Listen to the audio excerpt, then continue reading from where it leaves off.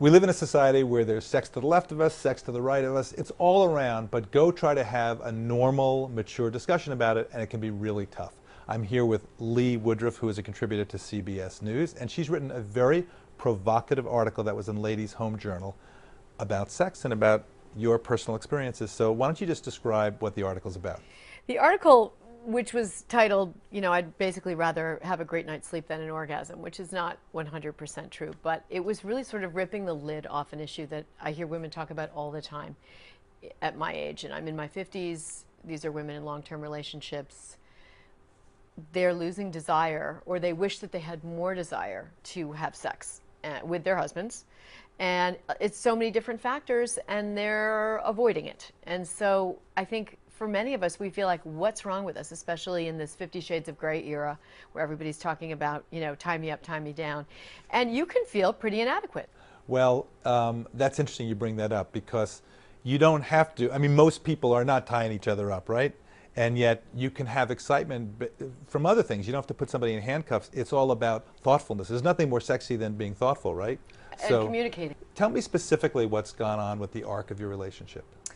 Bob and I were like every couple. We've been married 25 years. I crazy, head over heels, burned my skin with his touch in the dating days, and I still would describe our relationship as pretty wonderful, and I think people around us would as well. But it's really me. What I say is it's not him. He's still knocking on the door. I just don't always feel like answering it. And as you heap responsibility on, as you get older, kids, aging parents, your own physical changes with life, full-time job, there's less and less time or the spontaneity to have great sex that you used to have. You touch on so many different factors that are responsible. I mean, there is there's life that comes, and you talk about stress, about parents. There are some times there's a difference between time of day. You may want to have sex in the morning. He wants to have sex at night, or the other way around.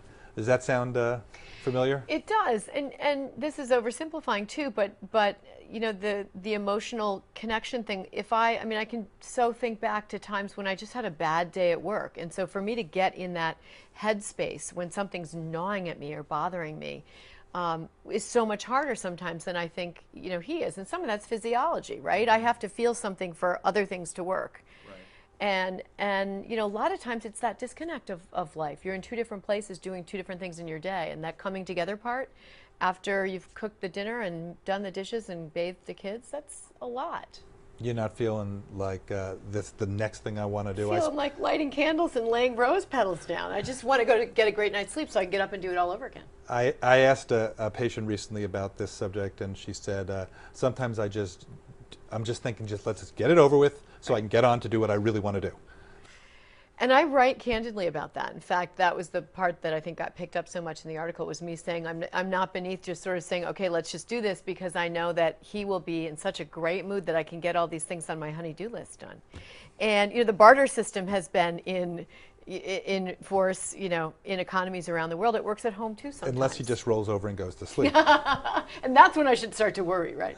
But one of the things I've learned over the years is that there is a little bit of a myth about male physiology, that we don't need the intimacy, we just need to do the act, and then that's it. And I think one of the things that can happen is that women stop touching their mates because they're afraid of starting something that they don't want to finish. Mm-hmm. And of course, to the guy, we're all bottomless pits, me included, and so they're thinking, oh, what's the matter with me? I'm not as attractive. So I've actually had sessions with my patients when I kind of finally figured that out. I see the woman, and then I see the man. I bring them back together. I go, wait, so you guys aren't communicating.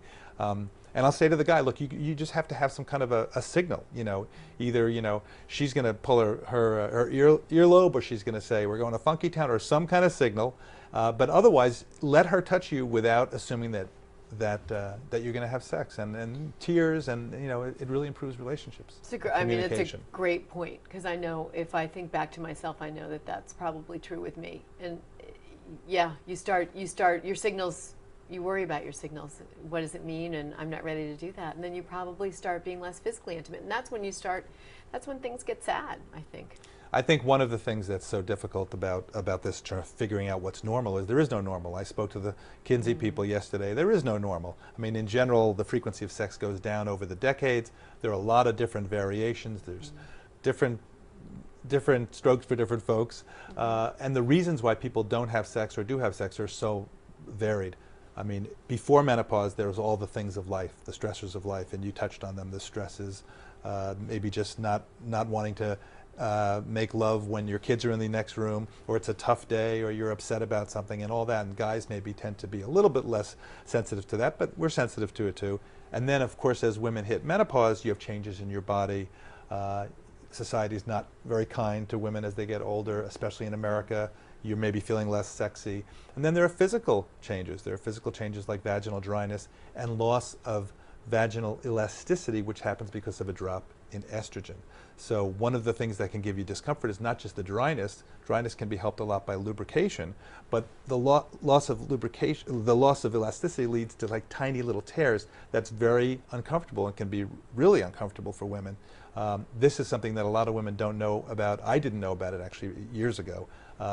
And you got to talk to your gynecologist about that. Do you find that your women friend, do you think they know about all of the nitty-gritty about what happens as you get older? Well, I think it's really confusing. I think there are a lot of mixed messages. I feel like people are saying, yes, estrogen, no, yes, bioidentical, like what's a woman to do kind of thing. So it's hard. There's no one clear-cut answer. So tell me about the reaction you've gotten. Boy, the reaction I've gotten personally on emails and on my blog where the Home Journal article was posted has been pretty phenomenal, and mostly all supportive. Mostly thank you for, saying something that we all are thinking, or thanks for being so brave, or thanks for making me feel normal.